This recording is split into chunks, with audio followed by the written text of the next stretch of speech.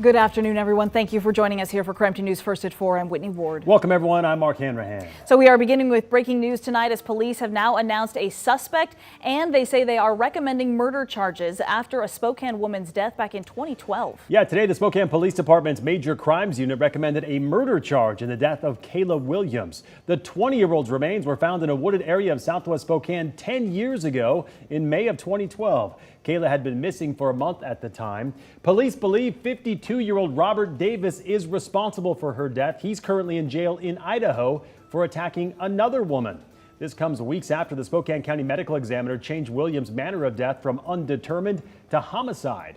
The family of Kayla Williams believed that she was murdered, and they pushed for continued attention in this case. Her cousin Julie says the family has waited nearly a decade for this news. We're like, finally, it's about time, you know. She deserves justice after all this time, and it's been 10 years. And I think it's just overwhelming to think after this long that something's going to finally happen for her, you know, and our family needs this closure. Spokane County Prosecutor Larry Haskell tells KREM 2 News that he has not seen the referral from the police department, but his office plans to review the new evidence and make a decision on the next steps. Whitney, this is the second death that has changed from undetermined to homicide under Spokane County's new medical examiner. In another case, Brenda Thurman's death was changed from accidental to homicide. Her husband, who shot her, has not faced additional charges after already serving time for manslaughter. Very interesting developments today, Mark. Thank you very much. Well, in other news, tonight in Sandpoint, police have recovered and identified a body from Lake Pend Oreille after a teenager fishing off the Sandpoint City Beach Pier had hooked onto a dead body. That body has been identified as 40-year-old Gary Bonzer of Sagal. His body was found about 15 feet off the end of the Statue of Liberty Pier. The cause of death is currently under investigation. Orofino police are now asking for your help in locating a woman who is missing and considered at risk. So take a look. 36-year-old Candy Chandler was reported missing by her father last Thursday. Her father also told officers that she may be with her ex-boyfriend, 42-year-old Jeremy Anderson. He also added that he's concerned for his daughter's safety. And he did report to officers his daughter's car is also missing and that she has not been in contact with him or her children since May 31st. So if you have any information about Chandler or Anderson, you're asked to please call 911 or call the number you see there at the bottom of your screen, 208-476-5551. The Spokane Public School Board is meeting tonight to discuss vaping prevention methods and new emergency response procedures. Adding new vapor sensors to schools is going to be discussed in an effort to deter kids from vaping during school hours. Another agenda item includes a series of new procedures to stop intruders and limit building access. The meeting is tonight at 7 o'clock. It'll be held and available to watch. We'll stream it on krem.com. All right, let's take a break from the headlines. Let's turn our attention outside where another kind of a really warm day. It was a little bit deceiving because it was just cloudy enough to almost feel like when you walked outside it should be cool. But of course, Chief Meteorologist Jeremy Legou is out there right now, and I know that it's got to be pretty warm out there for you. Whitney, that description was so on point with what we have going on that I think I'm just going to hand over the weather clicker. Okay, great, no problem. No guarantees that I'll get it right, but hey. Oh, well, let's see what I can do here for you because something interesting is going on once again. Sure, we've got a beautiful afternoon and some fair weather cumulus overhead and temperatures hanging out in the low 70s. 72 is about where we topped out yesterday, and it feels quite warm out here on the south patio. But there you go, a little bit of cloud cover moving through, another break making its way toward us. But now that same model that picked up some of yesterday's rain, or not yesterday, excuse me, it feels like yesterday, this morning's rain is picking up a little bit of rain that might possibly happen through parts of tomorrow. It's not until we get into the middle of the day, and it's likely more scattered than what this suggests, but it is showing that there is the possibility. Now, this is the only model suggesting this right now, but it was also the only model that suggested we would get some light showers this morning.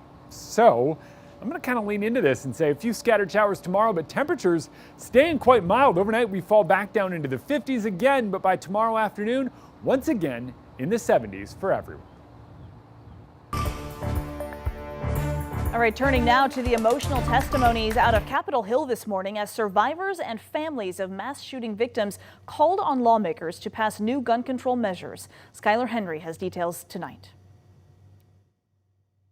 11-year-old Mia Cerrillo described what she had to do to survive while a gunman killed her classmates at Robb Elementary School in Uvalde, Texas. He shot my friend that was next to me, and I thought he was going to come back to the room, so I grabbed the blood and put it all over me. Felix and Kimberly Rubio lost their daughter Lexi in the Uvalde shooting. I left my daughter at that school, and that decision will haunt me for the rest of my life. They called on lawmakers to ban assault rifles and high-capacity magazines. For some reason, to some people, to people with money, to people who fund political campaigns, that guns are more important than children. That was a sentiment that was echoed by Zanita Everhart, whose son Zaire was shot multiple times at the Top supermarket in Buffalo. To the lawmakers who feel that we do not need stricter gun laws, let me paint a picture for you. My son Zaire has a hole in the right side of his neck, 2 on his back, and another on his left leg. Senate Democrats and Republicans are working to see if they can reach some kind of compromise on new gun control measures. Both sides say the negotiations are entering a, quote, critical phase. I'm encouraged by the discussions that we have had with Republicans over the course of the last week and a half. Every day we get closer to an agreement, not further away. Republicans appear to be ready to support measures that tie up loopholes in the background check system, as well as supporting red flag laws, which allow courts to seize guns from people deemed dangerous. We're hoping to actually get an outcome that'll make a difference in the areas of mental health, school safety, and things that are related to the incidents that occurred in Texas and in Buffalo. Democrats say they want to vote on a bill by the end of the week. Skylar Henry, CBS News, Capitol Hill. So as lawmakers deliberate those testimonies today, stricter gun laws could actually be on the horizon. As a result, owners and employees of gun stores are now saying foot traffic and sales have increased in the wake of those mass shootings, and they are specifically seeing a dramatic increase in the controversial AR-15s. Why? Well, one shop owner says it's because people are fearing they may not be able to buy them for much longer. A lot of people are getting nervous and going out and saying, I better buy a gun now before they take that right away. Now, the concern may be warranted as the discussion to ban those assault-style rifles on Capitol Hill does continue. Well, there have been a lot of changes to the Gonzaga basketball lineup lately. When we come back, sports director Brenna Green is breaking down who she thinks is going to start for the Zags next season and how minutes could shake out for both starters and bench players.